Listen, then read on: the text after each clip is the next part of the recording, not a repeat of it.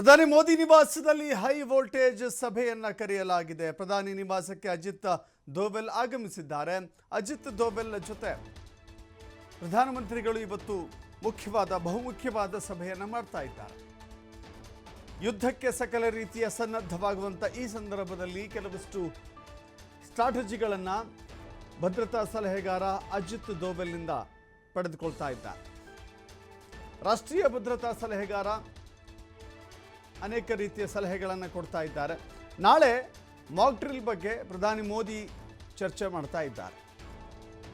ಭಾರಿ ಕುತೂಹಲ ಮೂಡಿಸ್ತಾ ಇದೆ ಈ ಹೈ ವೋಲ್ಟೇಜ್ ಸಭೆ. ಯುದ್ಧದ ಸನ್ನಿವೇಶದಲ್ಲಿ ನಾವಿದ್ದೇವೆ. ಇಡೀ ದೇಶ ಯುದ್ಧೋನ್ಮಾದದಲ್ಲಿದೆ.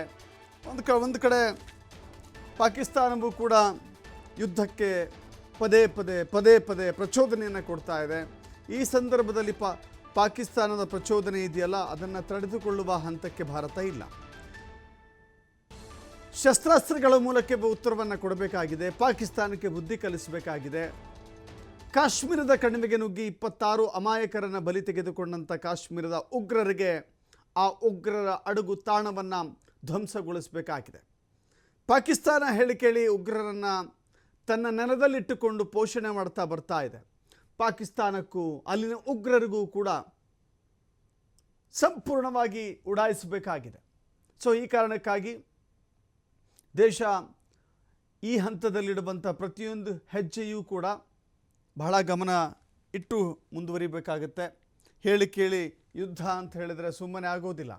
ಯುದ್ಧ ಅಂತ ಹೇಳಿದರೆ ಯಾವುದೋ ಒಬ್ಬ ವ್ಯಕ್ತಿ ಅಥವಾ ದೇಶದೊಳಗಿನ ಯಾವುದೋ ಒಂದು ಗುಂಪಿನ ವಿರುದ್ಧ ಕ್ರಮ ತೆಗೆದುಕೊಂಡಂಗಲ್ಲ. ಬೇರೆ ದೇಶದ ವಿರುದ್ಧ ನಾವು ದಾಳಿ ಮಾಡ್ತೇವೆ ಅಂತ ಹೇಳಿದಾಗ ಸಕಲ ರೀತಿಯ ಸಿದ್ಧತೆಗಳನ್ನು ಮಾಡಿಕೊಳ್ಳಬೇಕಾಗುತ್ತೆ. ದೇಶಕ್ಕೆ ಉಂಟಾಗಬಹುದಾದ ನಷ್ಟವನ್ನು ಕೂಡ ಲೆಕ್ಕ ಇಟ್ಟುಕೊಂಡು ಅದನ್ನು ಗಮನದಲ್ಲಿಟ್ಟುಕೊಂಡೇ ಕ್ರಮವನ್ನು ವಹಿಸಬೇಕಾಗತ್ತೆ. ಈಗಾಗಲೇ ಯುದ್ಧ ಫಿಕ್ಸ್ ಅನ್ನೋದು ಗೊತ್ತಾಗ್ತಾ ಇದೆ. ಯುದ್ಧದ ಹೊರತಾಗಿ ಬೇರೆ ರೀತಿಯ ಕ್ರಮಗಳನ್ನು ತೆಗೆದುಕೊಳ್ಳಿಕ್ಕೆ ಸಾಧ್ಯವೇ ಇಲ್ಲ. ಪಾಕಿಸ್ತಾನದ ವಿರುದ್ಧ ಯುದ್ಧವೇ ಅಂತಿಮ ನಿಶ್ಚಯ. ಸೊ ಈ ಕಾರಣದಿಂದಾಗಿ ಅದಕ್ಕೆ ಪೂರಕವಾದಂಥ ಸಭೆಯನ್ನು ನಡೆಸಿ ಸಭೆಗಳ ಮೇಲೆ ಸಭೆಯನ್ನು ನಡೆಸ್ತಾ ಇದ್ದಾರೆ.